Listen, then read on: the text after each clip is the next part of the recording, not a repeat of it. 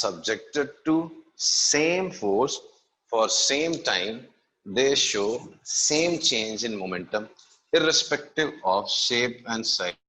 Irrespective of shape, size, mass of the object. पता नहीं आपको इंटरेस्टिंग लगा कि नहीं? इन दोनों ऑब्जेक्ट्स में चेंज इन वेलोसिटी अलग अलग होगा ना, but experimentally it was verified change in momentum is same in both the cases. क्या change in velocity is different in the two cases, but experimentally it was verified that change in momentum was same for both the objects. तो अब मैं एक अच्छा सा statement बोलूंगा. Instead of saying force changes velocity, I will say force changes momentum. Feel करने वाली चीज है. लिखने को मैं सीधा F इक्वल्स टू ma भी लिख सकता हूँ, बट ये अंदर कहीं भी किसी भी चैप्टर में छोटा सा टॉपिक निकल आ जाए, तो one should know, one should feel what is written here. Quantitative analysis, sorry, idea of force. It's very important to understand and feel. कुछ समझा आपको? Yes. ये statement convincing नहीं लगा? This was experimentally verified. If two objects, whatever be the shape and size, are subjected to same force, that is force of same magnitude in the same direction, for same time, then both of them show same change in momentum.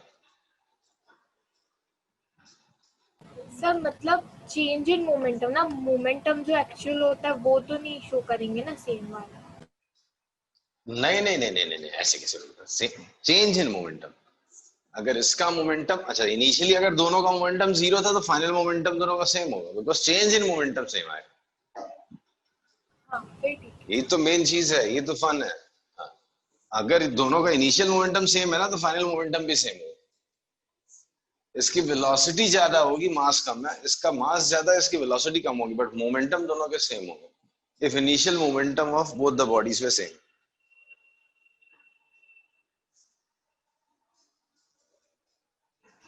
Okay. So now I'll say force changes momentum. Instead of saying force changes velocity, I'll say force changes momentum. Force momentum change करता है. And this is a better statement or precise statement. ठीक है? तो यहीं से Newton second law का पहला part मिलेगा आपको. क्या लिखा है न्यूटन सेकेंड लॉ में? force acting on any object is directly proportional to change in momentum. This is an important statement. Force acting on any object is directly proportional to change in momentum. आ गया फिर से directly proportional. मैं हमेशा बोलता हूँ, जिसको directly proportional ना समझे उसको फिजिक्स बड़ी मुश्किल से समझते. डायरेक्टली प्रोपोर्शनल मतलब अगर आप मैग्नीट्यूड फोर्स का डबल कर दो तो चेंज इन मोमेंटम डबल हो जाएगा. अगर मैग्नीट्यूड को आधा कर दोगे फोर्स के तो चेंज इन मोमेंटम आधा हो जाएगा. जैसे एक ऑब्जेक्ट है, इस डायरेक्शन में फोर्स लगाया 100 न्यूटन, इसका मोमेंटम चेंजेस बाय 20 यूनिट्स. अगर आप इसको 50 न्यूटन कर दोगे तो इधर 10 आ जाएगा. अगर आप इसको 700 कर दोगे तो ये 140 हो जाएगा. मतलब जितने टाइम्स आप फोर्स को इंक्रीज या डिक्रीज करोगे, टाइम अज्यूमिंग सेम है, I am assuming that it is acting for same time in each case, then जित कम ज्यादा आपका चेंज इन मोमेंटम. आ रहा दिमाग में? हेलो सर वापस एक बार रिपीट कीजिए ना। जी, force acting on an object is directly proportional to change in momentum. तो सबसे पहले तो आई होप आपको याद होगा डायरेक्टली प्रोपोर्शनल किसको बोलते हैं। डायरेक्टली प्रोपोर्शनल का मतलब होता है double the quantity x double will be the quantity y, half the quantity, half of x half will be y. y directly proportional to x होना मतलब क्या? अगर x को डबल करोगे तो y डबल होगा, अगर y को x को हाफ करोगे तो y हाफ होगा। आ रहा समझ में? जैसे यहाँ पे अगर आपने 100 न्यूटन फोर्स लगाया for some time, I don't know how much time, your momentum changed by 20 units. तो इसको अगर आपने आधा किया ना तो ये भी आधा हो जाएगा, इसको आपने 7 टाइम्स बढ़ा दिया ना तो ये भी 7 टाइम्स बढ़ेगा। ये इसका मतलब है। So force acting on any object is directly proportional to change in momentum. Clear है? Yes sir. Good. Now, question है, तो यहाँ पे मैं बोलूँ if delta p we change in momentum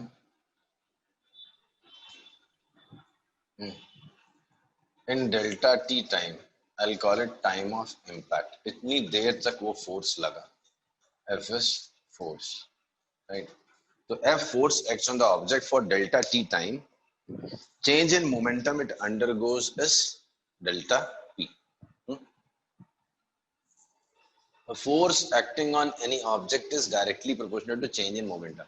मतलब F is directly proportional to delta p. ठीक है? जो F है, this is directly proportional to delta p. ठीक है। सवाल ये है कि क्या टाइम ऑफ इम्पैक्ट का भी फर्क पड़ता है? टाइम ऑफ इम्पैक्ट का भी कोई फर्क पड़ेगा?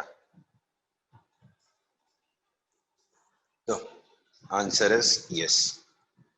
ठीक है, एक अच्छा सा इंटरेस्टिंग सा एग्जांपल होता है जिसे मैं समझाता हूं आपको। If I ask you can you stop a moving बस, एक बस आ रही है आपकी तरफ, ठीक है, फ्रिक्शन के भरोसे नहीं बैठे आप, ठीक है, एक बड़ी सी बस है, राइट, एक बड़ी सी बस है, ट्रक है, जो भी है, कुछ स्पीड से आ रहा है, 20 मीटर पर सेकेंड की स्पीड से आ रहा है, and you are alone. You cannot rely on friction. You can use some means, but you are the only agency which will exert force. Can you alone stop this truck?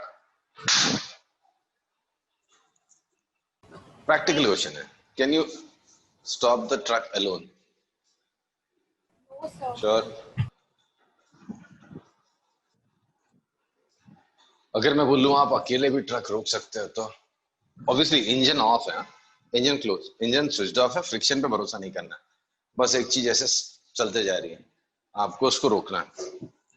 मैं बोलूं आपको आप भी रोक सकते हो तो कन्विंसिंग नहीं लग रहा? ये लॉ लिखते लिखते एंड में आपको कन्विंसिंग लगेगा। लेट अस अज्यूम ये फ्रिक्शन पे नहीं है बट आपके शूज में फ्रिक्शन है, आप बस ऐसे पकड़े रहो, धीरे धीरे आप पीछे जाते जाओगे, लेकिन फाइनली कभी ना कभी तो इसको रुकना है, तो ये ट्रक रुकेगा। आप अकेले इसको रोक सकते हैं, अरे ट्रक छोड़ो, आप ट्रेन अकेले रोक सकते हो, राइट? कभी ना कभी तो उसको रुकना ही पड़ेगा। एकदम कन्विंसिंग नहीं लग रहा? बिल्कुल नहीं सर लग रहा। लगेगा, ये टॉपिक के एंड में लगेगा। चलो ठीक है, आपने अकेले रोक दी बस, अब मैंने आपके साथ 3 और फ्रेंड डाल लिए, अब 4 लोगों को मिलके इस ट्रक को रोकना है, क्या रोक पाएंगे? हाँ तब शायद रोक सकते। तो जब मैंने बोला था अकेले रोक लोगे तो 4 और मिलकर रोक लेंगे, तो 4 मिलकर तो रोक ही लेंगे, नहीं?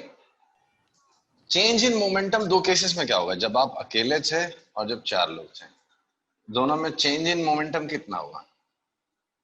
सेम होगा कि अलग अलग होगा? एक मूविंग ट्रक को रेस्ट पे लाना था, तो change in momentum would be same in the two cases और विल बी डिफरेंट?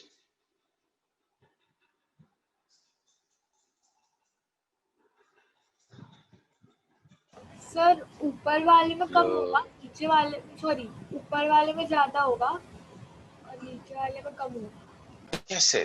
दोनों में सेम होगा ना। लेट अस अज्यूम ये 1000 kg का है, तो ये 20,000 से जीरो हो गया। सेकंड केस में भी इस चलते हुए ट्रक को रोकना ही है ना, तो 20 के 2 जीरो ही हो गया ना। तो चेंज इन मोमेंटम तो दोनों में सेम है। नहीं? हाँ sir. Hello. Hmm. In fact -20,000 if I consider the direction also, right? अब बताओ, फोर्स में दोनों में क्या है? फर्क लगेगा? तुमने अकेले जो फोर्स लगाया और चार लोग मिलके जो लगा रहे हैं, दोनों में किसी में फोर्स में कम ज्यादा होगा? सर एक इंसान जो अकेले रह के लगाएगा उसका फोर्स कम होगा एज विथ रिस्पेक्ट टू वो चार लोग लगाएंगे वो। फोर्स कम होगा? नहीं, अकेला आदमी कितना ही फोर्स लगाएगा, चार से तो कम ही लगाएगा। यहाँ तो लिखा होता directly proportional to momentum. Change in momentum same है, अलग अलग फोर्स लगाने पे भी। मतलब कोई और भी चीज है जो पिक्चर में है? नहीं, ये आपने बोल दिया force is directly proportional to change in momentum. यहाँ चेंज इन मोमेंटम तो है ही नहीं, दोनों सेम है। दोनों में तो दोनों में सेम फोर्स दिखना चाहिए था, पर नहीं, एक आदमी तो ज्यादा ही फोर्स लगाया होगा। मतलब कोई और एक चीज है पिक्चर में। क्या लगता है आपको, डेल्टा टी का कोई रोल है? दोनों में क्या सेम टाइम लगा होगा या कम ज्यादा लगा होगा? सर जो ऊपर वाला है उसको ज्यादा टाइम लगा होगा और जो नीचे वाले जो चार लोग हैं उनको कम टाइम लगा होगा। जिसमें फोर्स कम था, चार लोग मिलके उसको जल्दी रोक देंगे। ये शायद घसीटते हुए एक अकेला होगा तो 100 मीटर 1 किलोमीटर तक चला जाएगा रोकते रोकते। चार लोग मिला के जल्दी रोक देंगे। तो delta T1 is greater than delta T. If change in momentum is same, force is inversely proportional to time of impact. ये है second part of the Newton second law. तो टाइम ऑफ इम्पैक्ट पे का भी कुछ लेना देना तो है फोर्स पे। आगे देखेंगे थोड़ी मैजिकल चीजें भी। एंकर चीफ से मार के देखेंगे, बहुत जोर से लगेगा, बड़ा इम्पैक्ट पड़ेगा, आदमी उछल भी जाएगा शायद, right? So second part I'll say F is inversely proportional to time of impact. अगर force sorry same change in momentum अगर आपको कम टाइम पे हाफ टाइम में लाना है तो फोर्स डबल करना पड़ेगा। If same change in momentum you have to bring in 4 times the time taken, then you'll have to reduce the force to 1/4. तो टाइम ऑफ इम्पैक्ट आप अगर डबल कर दोगे, सॉरी फोर्स अगर आप डबल कर दोगे, तो वही चेंज इन मोमेंटम आधे टाइम में हो जाएगा। Basically F is inversely proportional to delta T. Clear है? हेलो। Yes sir. इन दोनों को क्लब करके बनता है न्यूटन सेकेंड लॉ। बुक्स में आपके सीधे एक लाइन में लिखा होगा, एनसीईआरटी में तो एक ही पैरा में ही लगता, तीनों लॉ बता दिया, बिकॉज जूनियर क्लासेस में एक्सप्लेन किया उन्होंने डिटेल में। So F is directly proportional to delta P by delta T. force is force is directly proportional to rate of change of momentum with respect to time. अब आती बारी proportionality sign की। So if all the quantities are measured in SI units, proportionality constant is 1. So F is delta P by delta T. आ रहा है समझ में? Yes sir. Convincing नहीं लग रहा? इसीलिए मैंने दोनों को अलग अलग पार्ट से दिखाया आपको। डेल्टा पी आपको पहले दिखाया, डेल्टा टी अलग से दिखाया, फिर दोनों को क्लब किया मैंने आपको। यस सर समझा। that force is directly proportional to delta P by delta T. Delta P पे फर्क तो पड़ता है भाई, चेंज इन मोमेंटम। फोर्स ज्यादा लगाओगे सेम टाइम के लिए तो ज्यादा मोमेंटम चेंज होगा, आपने थोड़ा सा लगा के छोड़ दिया तो चेंज इन मोमेंटम, सॉरी कम फोर्स लगाया तो चेंज इन मोमेंटम कम आएगा, ज्यादा स्ट्रॉन्ग फोर्स लगाया, लार्ज फोर्स लगाया तो चेंज इन मोमेंटम ज्यादा आएगा, right. So F is directly proportional to delta P, inversely proportional to delta T. Hello, जी सर।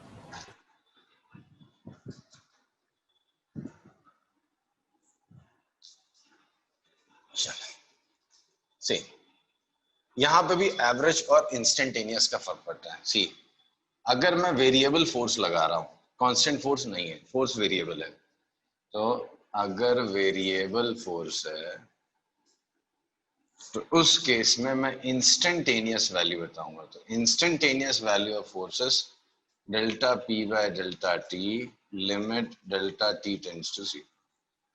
तो उस केस में मैं फोर्स एट एनी इंस्टेंट बताऊंगा। तो force at any instant is what, limit delta t tends to 0 delta P by delta t, which is also read as dp by dt.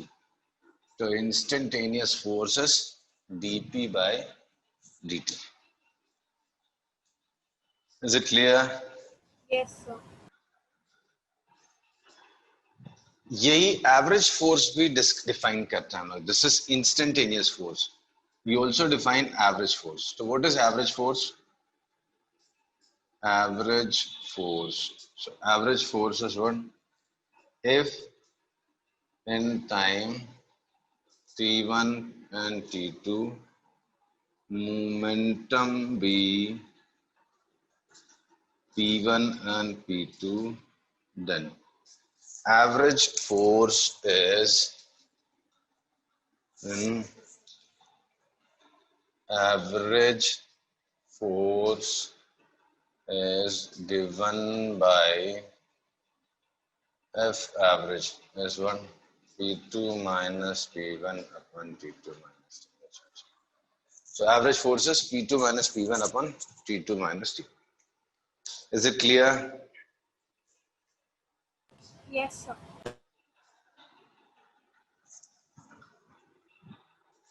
समझा? तो instantaneous force और average force word भी होते हैं because आप variable force, आप imagine करके देखो सामने एक कार है, उसको आप पुश कर रहे हो, तो जरूरी नहीं आप कांस्टेंट फोर्स लगाते रहो पूरा time. You may change the force, कभी ज्यादा ताकत लगा, ज्यादा फोर्स लगा दिया, कभी फोर्स कम कर दिया, राइट। तो इट डिपेंड्स, मतलब फोर्स भी चेंज हो सकता है। तो वेरिएबल फोर्स भी होता है, इसके लिए instant force at any instant is defined as dp by dt. Average force बोला तो p2 minus p1 upon t2 minus t, right. यहाँ से kg मीटर पर सेकंड था, यूनिट की बात करोगे एसआई यूनिट की, तो kg metre per second square, इसी को हमने न्यूटन बोला। तो 1 newton is same as 1 kg metre per second square, right. So 1 newton is 1 kg metre per second square. Now एक थ्योरेटिकल डिडक्शन है, बड़ा इंटरेस्टिंग, बड़ा इंपॉर्टेंट था। इनफैक्ट मैक्सिमम जगहों में आपको वही न्यूटन सेकंड लॉ बोल के दिखाया जाता है because that is very important, right. So एक डिडक्शन है, क्या डिडक्शन है? Suppose there is an object which is already moving with of mass m, already moving with velocity v1. Now you exert some force v, its velocity changes at time t1 time, its velocity changes to v2 at time t2. t1 seconds में आपकी velocity v1 थी, आप force लगा रहे हो, velocity change हो रही है, राइट। t2 टाइम पे आपकी वेलोसिटी v2 हो गई।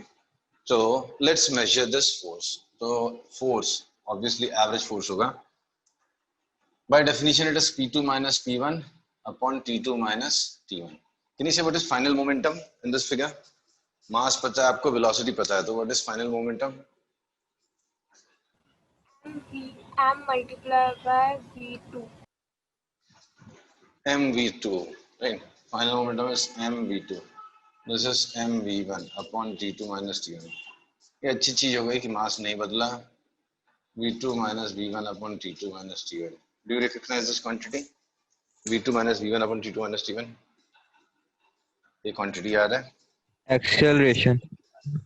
एक्सेलरेशन। एक्सेलरेशन। तो ये हो गया आपका deduction of Newton's second law of motion. Most of the books say this is Newton's second law of motion, and there is no harm. Actually, they are one and same thing. Using this, we can write this expression. Using this, you can write this expression, right? But technically, Newton has written this first, and then he got F equals to ma. F equals to ma is more useful form. Most of the questions are based on this. So this formula is more useful. F equals to ma. So F equals to ma is useful form of Newton's second law of motion. All right. आ रहा है समझ में? Yes sir. वो इतना important है कि कई लोग इसी को Newton second law of motion बोलते हैं। F equals to m into a, mass into acceleration. Clear? Okay चलो, तो ये हो गया आपका न्यूटन सेकेंड लॉ। अब एक्चुअली देखोगे ना, अब तो कई बुक्स में ऐसा first law, second law, third law ऐसा करके कुछ लिखा ही नहीं हुआ। कई बुक्स अच्छी बुक्स में तो F इक्वल्स टू ma लिखा हुआ, इसी से काम चला लो आप। फर्स्ट लॉ इससे ही डिड्यूस होता है। F equals to m into a लिखा हुआ, या तो यहाँ देख लो F is equal to P2 minus P1 upon T2 minus T1 लिखा हुआ। Yes sir. Hello, Yes sir. अगर F जीरो कर दो, मास तो जीरो नहीं हो रहा, तो V2 माइनस V1 है अपॉन T2 माइनस T1 है, ये तो जीरो हो गया। मास तो जीरो नहीं हो रहा, तो V2 माइनस V1 जीरो हो गया, तो V2 is equal to V1 हो गया। मतलब अगर आप फोर्स नहीं लगाओगे तो वेलोसिटी चेंज नहीं होगा, velocity will remain constant. Yes sir. Vector form में मैं ये लिख देता तो V2 vector is equal to V1 vector आ जाता, राइट? अगर वेक्टर फॉर्म में मैं लिखता तो यहाँ पे वेक्टर साइन होता, यहाँ वेक्टर साइन, यहाँ वेक्टर, ये zero, P2 vector equals to P1 vector, V2 vector equals to V1 vector. तो न्यूटन्स फर्स्ट लॉ आप इसी से रीराइट कर सकते हैं, right? So actually second law important है, ये क्वांटिटेटिवली भी डिफाइन करता है, यही क्वालिटेटिवली भी डिफाइन कर सकता है, राइट?